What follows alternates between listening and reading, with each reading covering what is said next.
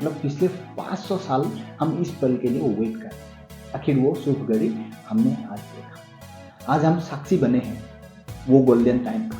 हमारा स्ट्रेंथ, हमारा सहनशीलता, समय आने पर हम ही अस्त्र उठाते हैं। समय आने पर हम हर सामने वाला को माफ कर देते हैं। प्रभु राम सबसे बड़ा उसका एग्जाम्पल है। काफी हद तक सक्सेस हो गया था, इसीलिए हमारा ऊपर जुल्म किया गया था, हमें शासन किया गया था। लेकिन देर ही सही हमें आज जो समझ में आया ना कि हमारा जो गलतियां था, ये जो मुट्ठी भर या तो मुगल आया था या तो ब्रिटिश आया था।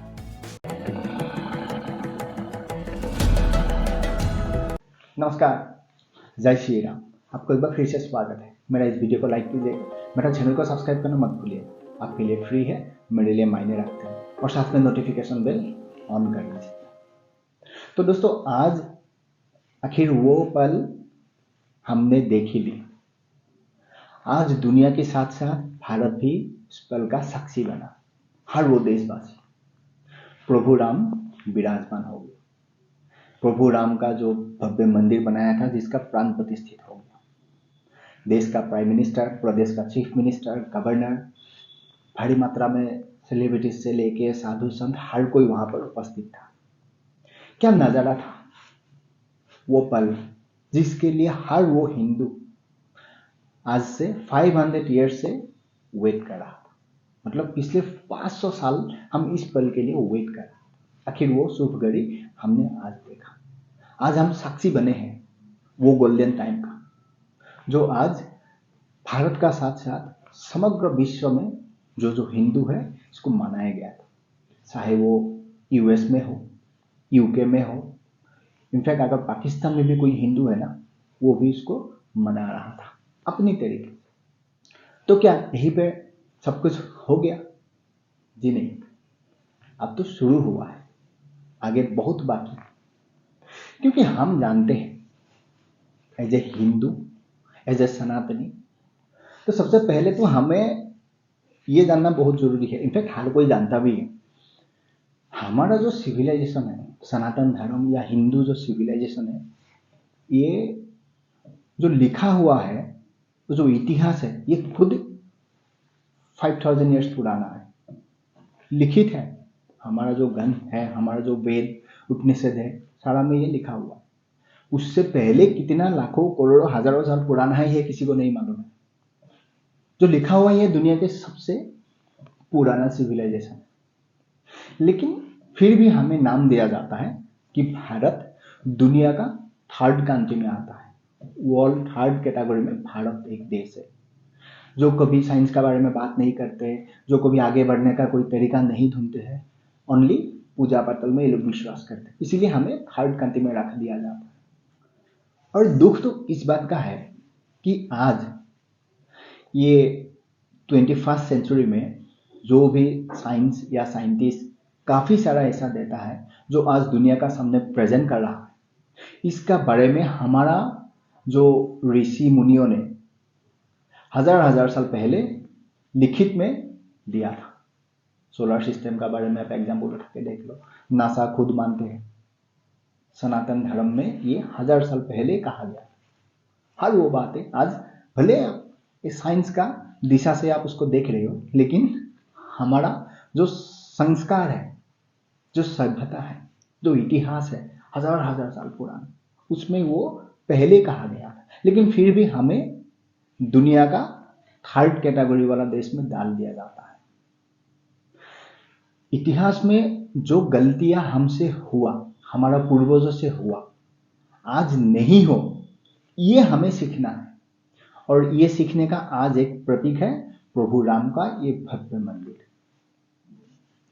देखो, जब भी कोई आक्रांता आता है या कोई भी विदेशी शत्रु आपका ऊपर डोमिनेट करने के लिए आता है, ये जाहिर सी बात है कि आपका जितना पॉपुलेशन है उससे कम ही आता है, लेकिन उनका स्ट्रेंथ एक ही होता है कि वो एक साथ, एक ही मानसिकता के साथ आपका ऊपर अटैक करते हैं, आपका ऊपर वो प्रेशर बिल्ड करते हैं कि जिस प्रेशर के कारण आप उनसे हार जाओ।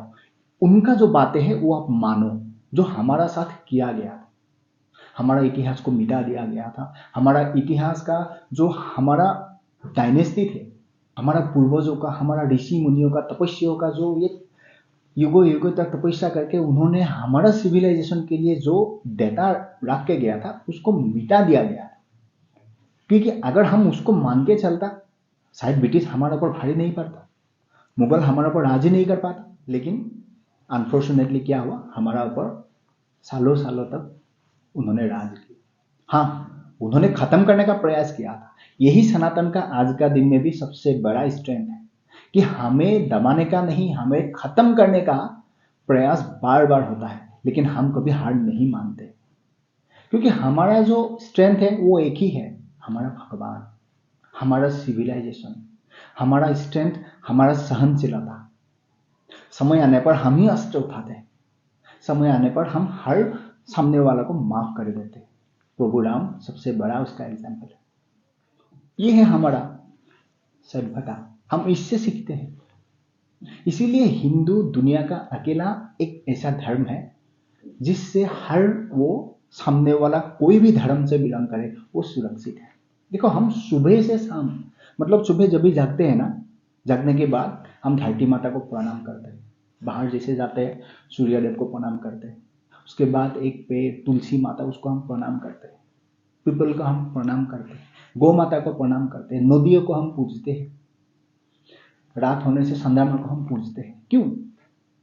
हर वो हमारा साथ जुड़ा हुआ आस पास में जितना भी ये नेचुरल चीज है ना, उसको हम पूजते हैं, हम मानते हैं प्रकृति को। प्रकृति सनातन धर्म में जुड़ा हुआ एक रिवाज है, यही हमारा सभ्यता है। आज हमें कोई दूसरा आके हिंदुओं का बारे में हमें सिखाए, जो इतिहास में सिखाया था, जिसका परिणाम हमने झेला, हमारा पूर्वजों ने झेला, लेकिन आगे ऐसा होने नहीं देंगे। देखो, इस मंदिर, ये पल के लिए मैंने जो कहा 500 ईयर्स हमने वेट किया। प्रभु राम तो तेत्रा योग में आ गया। प्रभु राम का जो योग था वो तेत्रा योग था, फिर द्वापर, फिर कली।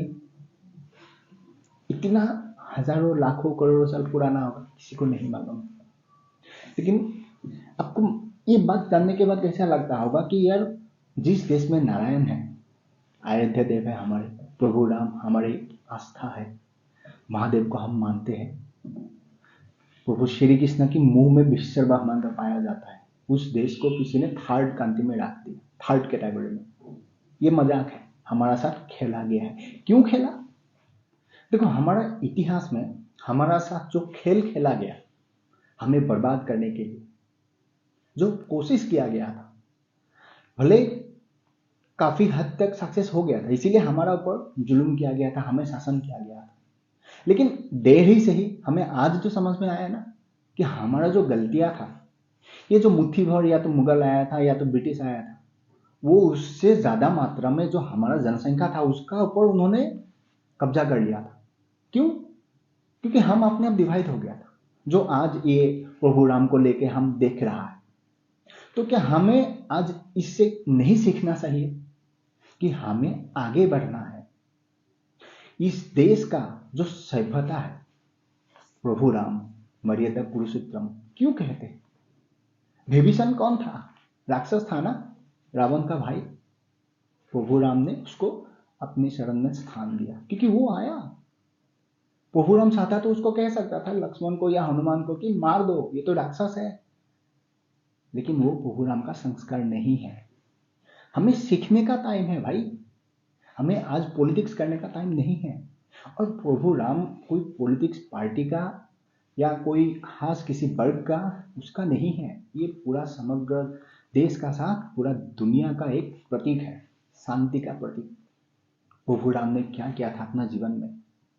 एक ही बार में, एक ही शब्द, एक ही सेंटेंस राजा दशरथ ने कह दिया, प्रभु राम ने मान लिया, ठीक है मैं अयोध्या छोड़ देंगे 14 साल के लिए।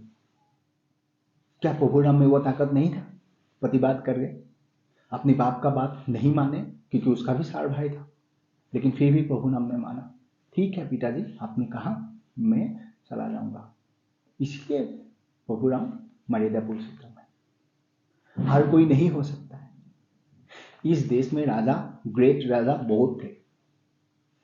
अशोका द ग्रेट आपने सुना होगा, 16 डायनेस्टी, चंद्रगुप्त मौर्य, हर किसी के बारे में तो कहा जाता है, हमने पढ़ा कितना ग्रेट थे, लेकिन उनको कोई नहीं पूछते। प्रभु राम हम पूजते हैं, हमारा दिल में बसते हैं। ऐसे ही नहीं बना है प्रभु राम। प्रभु राम हमारे लिए वो नहीं है सिर्फ एक मंदिर बनाना था, वहां आज प्राण प्रतिष्ठित हो गया तो हो गया फिर। अब यहां से जो जर्नी है ये शुरू होता है। यहां तक तो 500 ईयर से जो बैटल हुआ, कौन सच है कौन झूठ है, क्या सही क्या गलत, किसने तोड़ा किसने नहीं तोड़ा, नीचे क्या था किसने दबाया, जो विवाद था, सुप्रीम कोर्ट ने ये दिया, पॉलिटिकल पार्टी ने ये किया, कार सेवकर ने अपनी लाइफ जो है बलिदान दिया, यहां तक तो हो गया। अब असली बैटल यहां से हमें लड़ना है। अगर हम प्रभु राम को मानते हैं तो हमें आगे का रास्ता खुद ही एकजुट होकर आगे बढ़ाना है, तभी ये देश बचेगा।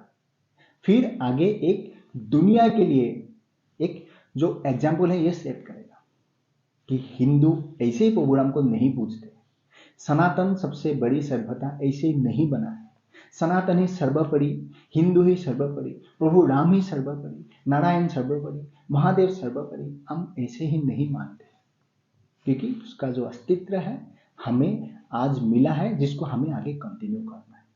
देखो आज मैं ज्यादा टाइम आपका नहीं लूंगा, मैं कौन होता हूँ, विश्व एक मनुष्य, थोड़ा बहुत जितना जानता हूँ उससे दो शब्द आपका साथ में इंटरेक्ट करता हूँ। लेकिन सच्चाई तो हर किसी को मालूम है, क्या सच है क्या नहीं है, लेकिन फिर भी आज हम मानने को राजी नहीं, कुछ पाने की आशा में, कुछ सुपीरियर बनने की आशा में, अपने आप बड़ा बनने की आशा में हम इधर उधर भटक जाते हैं। इसीलिए मैंने कहा आज टाइम आ गया है, हम एकजुट होके एक ही संवाद समग्र विश्व के लिए बनाएं कि हम प्रभु राम का भक्त, प्रभु राम को ऐसे ही नहीं पूजते, प्रभु राम हमारा भगवान है, और हमारा भगवान का जो दिशा है, जो रीति है, जो निवास है, वो इस टाइप का है।